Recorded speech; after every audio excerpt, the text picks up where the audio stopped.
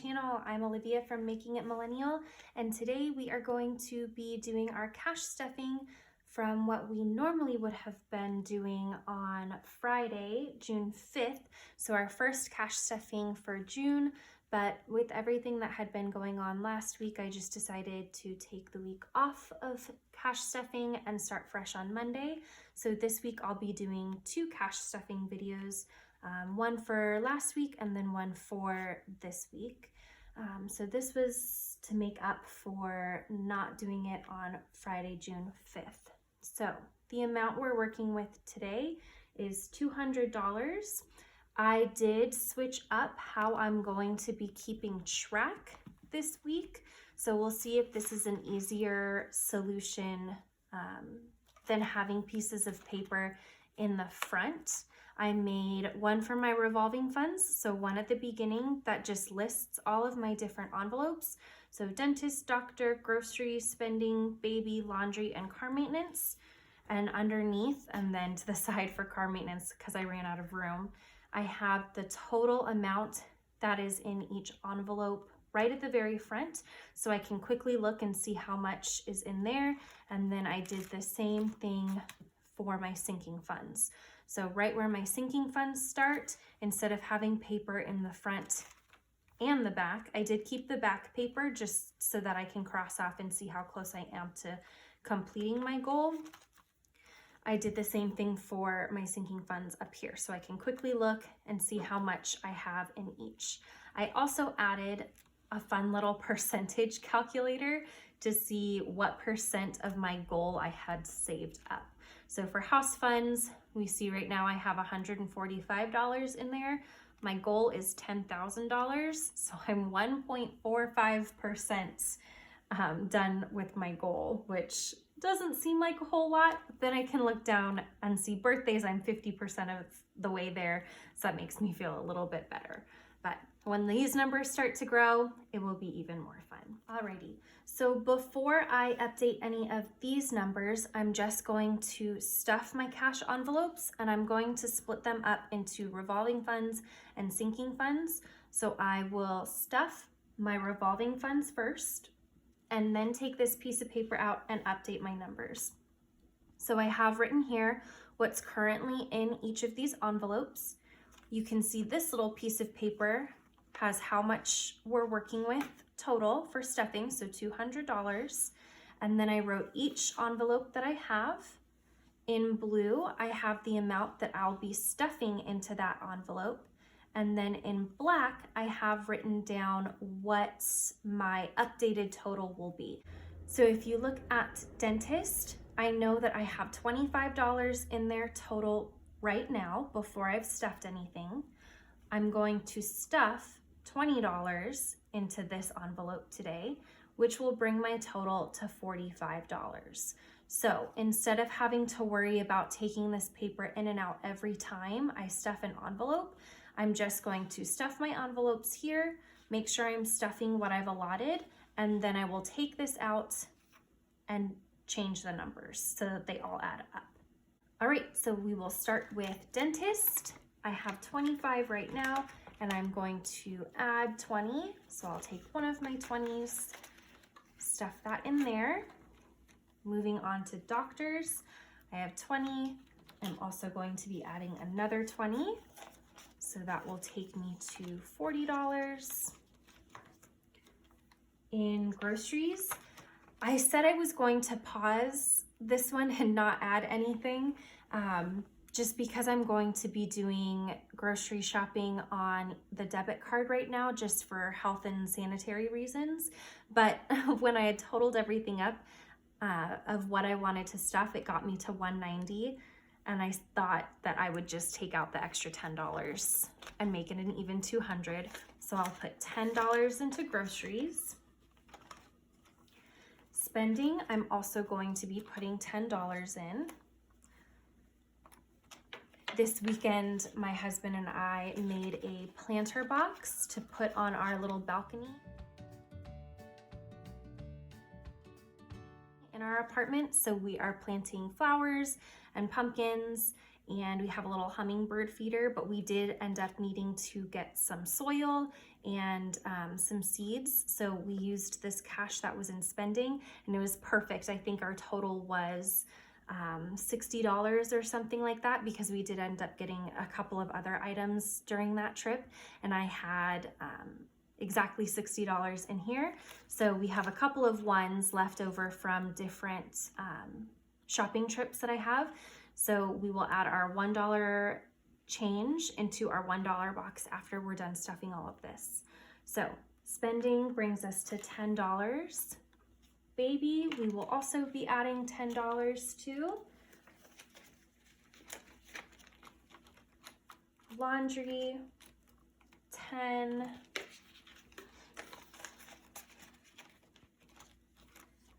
Car maintenance, I'll be adding 15. So I'll put a 10 and a 5. Perfect. And then that finishes off my revolving funds. So now that I have those added, I will take this out and I will update my total number on here. So we'll get that out of the way. Dentist, I now have $45. Doctor, I now have 40. Groceries, I have $10. Spending, $10.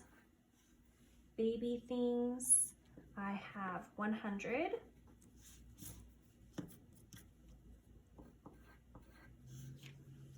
Laundry, I have 40, which is awesome, which means I'm only $20 away to saving up what I'll need for next month, which means I'm ahead of schedule on that, which just makes me happy.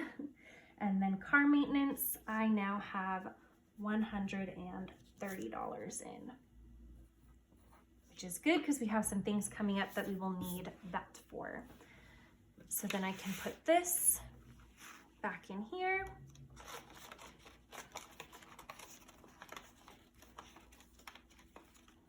And I'll just be able to quickly take a look and see exactly how much I have in each envelope. So this method of tracking it is working so far. Instead of having the pieces of paper in the front, I can just look at it briefly and see how much is in each envelope.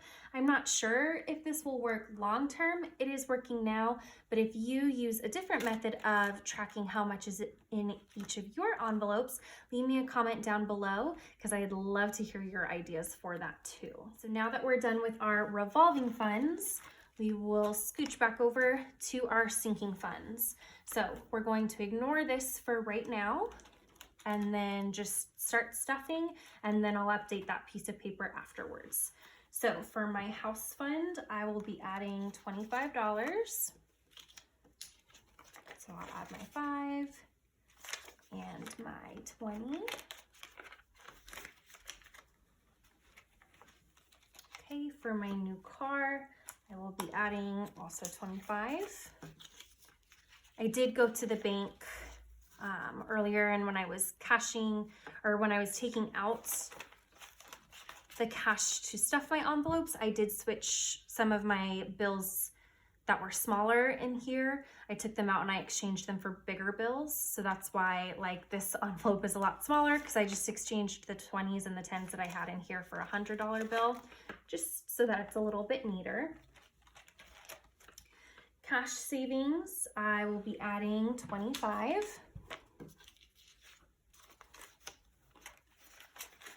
I'll put that in there. And then Christmas will be getting 15. And birthdays will be getting 15.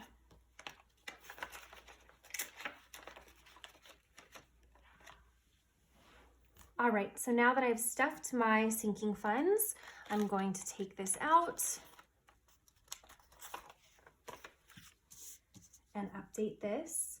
So my house fund, because I added 25, I am now at 170. My new car, I added 25, so I am now at 125. our 3 to 6 month cash savings, I also added 25, so I'm now at $18.75.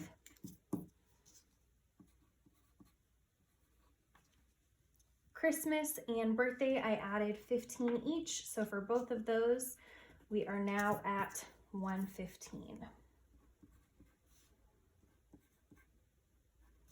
Right, and I can also get those eraser shavings out of there. I can also update my percentages as well. So for my house fund, I went from 1.45% to 1.7%. A little bit better. 1.7. New car, I went from 1.25% to 1.56.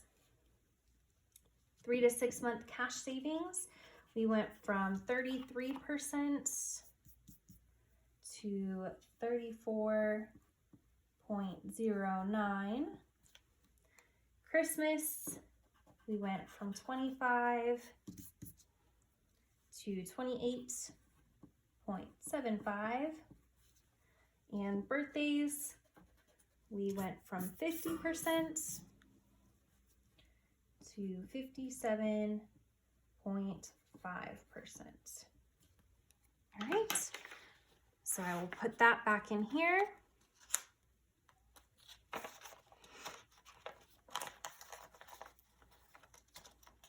And for my sinking funds, I did keep, like I said, I did keep the goal sheets in the back. So far this week, I can't cross off anything because for my house fund, I still don't have 500, and that's our first milestone. New car, same thing, that'll be 500 will be our first milestone.